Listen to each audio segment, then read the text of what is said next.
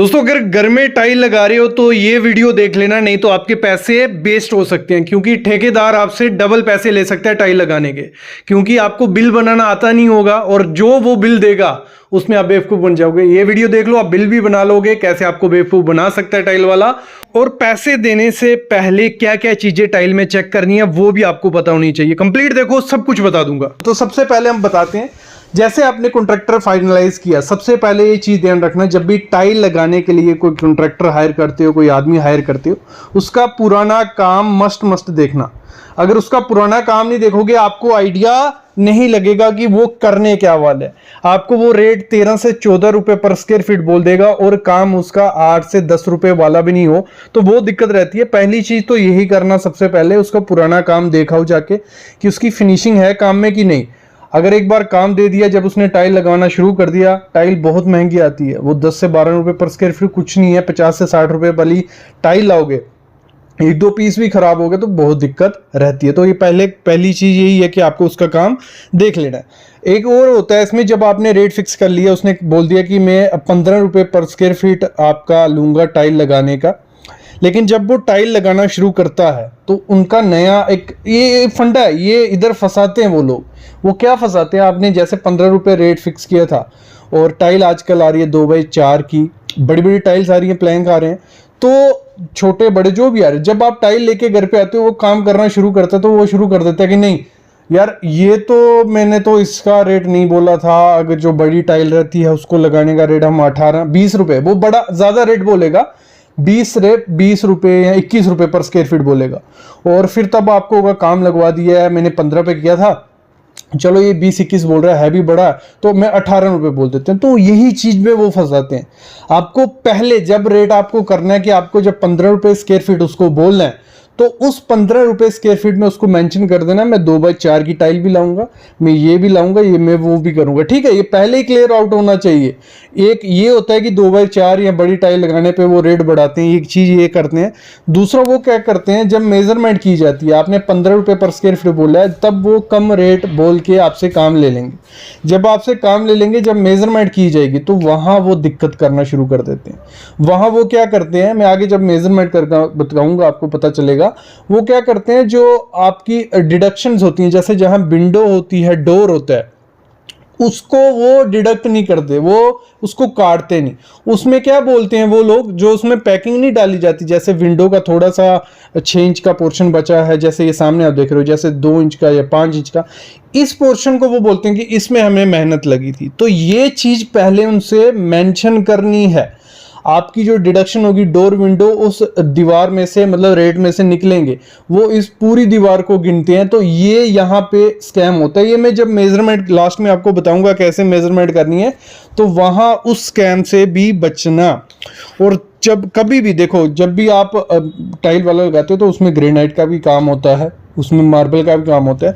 भले अगर एग्जांपल ले लेते हैं, ग्रेनाइट अगर आपने किचन में लगवाना है तो उसका रेट पहले ही फिक्स कर लो, 30 से 40 रुपए रेट रहेगा, नहीं रहेगा। वो क्या करते हैं, रेट फिक्स नहीं करते हैं। किचन आजकल मॉड्यूलर किचन का क्या ट्रेंड्स है, तो वो उक्का मुक्का बोलते हैं, मतलब लमसम बोलते हैं कि हमें 20,000 दे देना, हम इस किचन का काम करके दे देंगे। वो महंगा पड़ता है, आपको कभी भी उनकी बातों में नहीं आना। आप प्रॉपर बोलना कि अगर ग्रेनाइट लगाते हो तो इसका रेट में कर लो अलग से, मोल्डिंग का अलग से रेट कर लो। ग्रेनाइट का 40 से 45 रुपए पर स्क्वायर फीट रेट चल रहा है लगाने का, वो कर लो। मोल्डिंग का 160 से 200 रुपए पर स्क्वायर फीट रेट चल रहा है, टाइप ऑफ मोल्डिंग पे, वो मेंशन कर लो।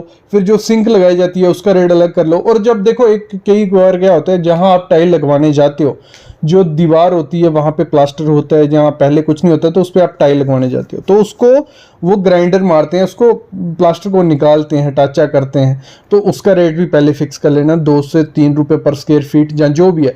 नहीं तो वो बोलते हैं कि हम एक दिन का 1500 रुपया ग्राइंडर का लेते हैं या 2000 रुपया ग्राइंडर का लेते हैं, तो वो पूरे दिन उससे काम नहीं कर रहे होते हैं, तो वो आपसे 100-1000 रुपये ऐसे चार्ज कर लेंगे वो ग्राइंडर मारने का। उसका पर स्क्वायर फीट कॉस्ट कैलकुलेट कर लो, वो आपको सस्ता पड़ेगा। ये चीज भी ध्यान रखना। और जब भी मार्बल लगवाने जाओ, घिसाई और लगाने का दोनों प्रॉपर पहले पूछ लो कि कितना प्राइस लगेगा, उस हिसाब से करना। तो ये चीजें होती हैं जो पहले आप बेवकूफ़ बन जाते हो लगवाने में। अभी मैं आपको दिखाता हूं कि मेजरमेंट कैसे करनी होती है, उसके बाद हम चेक करेंगे कि जैसे उसने टाइल उसका टाइल का काम खत्म हो गया और आपको क्या क्या चेक करने हैं वो इसके बाद शुरू करते हैं। अभी मैं मेजरमेंट का बताता हूँ आपको। मेजरमेंट कैसे की जाती है टाइल को काफी लोगों को नहीं पता है, काफी बच्चों को नहीं पता है। स्कर्टिंग कैसे ली जाती है, डिडक्शन कैसे की जाती है, समझ लो। जो मैं बोलूंगा वो देखते रहना। ये हमारा एक फ्लोर है, लगा लो एक कमरा है जिसके 10 फुट बाय 3 इंच ऐसे है, 9 फुट 2 इंच ऐसे है। मतलब मेजरमेंट पता है ना आपको, यहां से टेप पकड़नी है और यहां तक टेप ले आनी है। तो टेप पे देख लेना कितना है। जिसको नहीं पता होगा टेप कैसे रीडिंग करते हैं उस पर वीडियो है, वो जरूर देखना। फिर यहां से यहां तक, मतलब आपका रूम ऐसा ही है, ठीक है। फिर आपकी दीवार, ये आ गया रूम, हमने पकड़ लिया, ये रूम था हमारा, उसका फ्लोरिंग का था ये, उसकी हमने एक दीवार पे टाइल लगाई। इससे मैं समझाने का आपको बता रहा हूं। ये दीवार है हमारी, एक वॉल है, तो ये 9 फुट हाइट है उसकी और 10 फुट 3 इंच उसकी ऐसे लंबाई है, और बीच में एक खिड़की है 4 बाय 5 फुट की। पहले हम रूम का कर लेते हैं, फिर हम इसका करेंगे। रूम का देखो कैसे करना है। जब आपने मेजर किया 10 फुट 3 इंच हमारा आ गया, एक लेंथ थी उसकी, ब्रेड्थ थी उसकी 9 फुट 2 इंच, क्लियर। लेकिन ये आपको जो इंच में, इसको फुट में कन्वर्ट कर लेना, नहीं तो कॉन्ट्रैक्टर आपको बेवकूफ समझेगा, जैसे मैं बोलता हूं हमेशा आपको। तो इंच को जब भी फीट में कन्वर्ट करना है तो 12 से डिवाइड करना होता है, क्योंकि एक फीट हमारा 12 इंच होता है। तो 3 डिवाइड बाई 12 करेंगे तो हमारा आता है 0.25, तो 10 सेम आ जाएगा और 3 इंच का 25 आ गया, 9 का सेम आ गया। 2 को किससे डिवाइड करना है, 12 से, तो 0.16 आता है, 0.16 आता है तो 9.6 आ गया, ठीक। तो ये हो गया 93.89 हमारा एरिया हो गया कमरे का। और 15 रुपए हमने उससे अगर रेट किया है तो 93.8 की हो गया 1408 रुपया हमारा उसका लगाने का खर्च आ गया, टाइल लगाने का। भले वो 2 बाय 4 की लगाओ कौन सी। और एक चीज ध्यान रखना, जब भी ये रेट किए जा रहे होते हैं उसमें जो ग्राउटिंग के पैसे एक्स्ट्रा लेते हैं वो बाद में, तो पहले कंफर्म कर लेना 15 में। मेरा कहने का मकसद ये है, हर एक कॉन्ट्रैक्टर नहीं होता, लेकिन जिससे भी आप रेट करो, 15 रुपए करो, 16 रुपए, उससे पहले प्रॉपर कर लो कि ग्राउटिंग का क्या होगा, 2 बाय 4 की टाइल क्या होगी और आपका इंक्लूड क्या क्या होगा। क्योंकि वो कभी भी ना टाइल लगा के चले जाएंगे, गंद वहां पड़ा रहेगा, साफ सफाई कुछ नहीं करके देंगे, ना क्यूरिंग करते हैं आपकी स्कर्टिंग की। तो ये चीजें होती हैं, तो आपको पहले क्लियर करना है। और मैं आगे बताने वाला हूं क्या क्या चेक करना होता है आपको। जो स्कर्टिंग होती है, स्कर्टिंग क्या होती है, जो 4 इंच की हम अब टाइल के चारों तरफ लगाते हैं। अगर मैं आपको दिखाऊं, ये स्कर्टिंग है, ये जो है ये क्या है, स्कर्टिंग है। यहां से लेके यहां तक ये स्कर्टिंग होती है, ये सारे में लगी होती है, ठीक है। ये स्कर्टिंग है, तो इसका क्या खर्चा पड़ेगा। स्कर्टिंग का पड़ता है, अगर ये यहां से यहां कितना है 10.25, इसको हमने कन्वर्ट कर लिया था, ये 10.25 है, 9.2 है, ये भी 10.2 होगा, ये भी 9.2 होगा। तो चारों को मल्टीप्लाई कर देना, मतलब चारों प्लस कर देने। तो 10.25 के कितने पार्ट है, एक ये होगा, एक ये होगा, तो 10.25 इंटू 2 9.16। इधर कंफ्यूज नहीं होना, 9.16 और 9.2 लिखा है, ये इंच में था, इसको फीट में कन्वर्ट किया था, वही वैल्यू लिख दी है मैंने, इंटू 2। ये वाला भी होगा, ये वाला भी होगा, तो दोनों को प्लस किया तो हमारी 38.82 रनिंग फीट, ये रनिंग फीट में होती है हमारी स्कर्टिंग। कितने रनिंग फीट में। इसका रेट सेम भी होता है, आप कम भी करवा सकते हो। आप पे कि अगर 15 रुपए टाइल का दे रहे हो, स्कर्टिंग का आप 12 से 13 रुपए दे सकते हो, क्योंकि स्कर्टिंग काफी जल्दी लग जाती है। तो 38.82 इंटू 15 रुपए अगर हम सेम पकड़ लिए तो 582 रुपए हमारा रेट होगा। टोटल हमारा हो गया 1408 प्लस 582 1990 रुपए एक कमरे की टाइल लगाने का खर्चा आ गया, मतलब लेबर कॉस्ट आ गया। वैसे जब दीवार पे लगानी होती है तो दीवार है हमारी 10 फुट 3 इंच और 9 फुट हाइट, तो 10 फुट 3 इंच को कन्वर्ट कर लिया हमने, तो 10.25 9 फीट सेम, तो हो गया 92.25 स्क्वायर फीट हमारा एरिया हो गया दीवार का। लेकिन यहां तो टाइल लगी नहीं है, और यहीं पे वो क्या करते हैं, पूरी इसको डिडक्ट नहीं करते हैं, बोलते हैं जो यहाँ पैकिंग हमने दी थी, जो आपको सामने दिख रही होगी, ये जो ये रहती है ना, ये मतलब जो पैकिंग दी जाती है, इसका अलग से कॉस्ट ले लेते हैं। ये नहीं है, ये पहले डिसाइड कर लेना, उन पे होता है। आप टाइल वाले से पहले बात कर लो कि ये इसकी अलग से कॉस्ट नहीं मिलेगी, ये पैकिंग आपको ऐसे भी करनी है। तो डिडक्शन कैसे निकलेगी, जितने की विंडो है 4 बाय 5 की हमारी, 4 बाय 5 को मल्टीप्लाई करेंगे 20 स्क्वायर फीट, वो हो गया। तो 92.25 हमारा आया था, 20 माइनस करेंगे तो हमें मिल गया 72.25, और 15 रुपए अगर रेट किया आपने तो 1083 रुपए हमारे उस दीवार को टाइल लगाने में आएगा। तो इस तरीके से निकाला जाता है, ये हो गई कैलकुलेशन करना। अभी मैं आपको दिखाता हूं कि आपको चेक क्या क्या करना होता है। जो टाइल है मोस्ट इंपॉर्टेंट चीज है, जो टाइल है, आपने देखा होगा कि टाइल कभी कभी ऑफसेट रह जाती है, ऊपर नीचे रह जाती है, और ये क्या बोलता है जो कॉन्ट्रैक्टर होगा जो काम कर रहा है, वो बोलता है कि टाइल बैंड आ रही है, जो पीछे से ही बैंड है।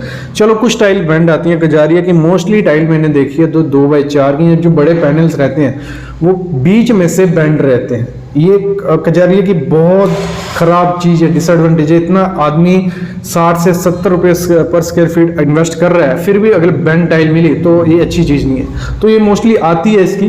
तो आपको क्या करना है, जो उसके 4 कॉर्नर होते हैं टाइल के, वो 4 कॉर्नर एक दूसरे के सामने बिल्कुल एग्जैक्ट एक लेवल पे मिलने चाहिए, चारों कॉर्नर। अगर वो चारों कॉर्नर एग्जैक्ट एक दूसरे से मिले हुए हैं तो बीच से अगर बैंड दिख रहा है तो फिर हम बोल सकते हैं कि ये टाइल ही बैंड है। अगर वो 4 कॉर्नर भी एक दूसरे से नहीं मिले हैं प्रॉपर से और बीच से बहुत ज्यादा है, तो फिर आप कॉन्ट्रैक्टर को बोल सकते हो कि ये 4 कॉर्नर ही नहीं मिले हैं, तो बीच से बैंड आप कैसे बोल सकते हो।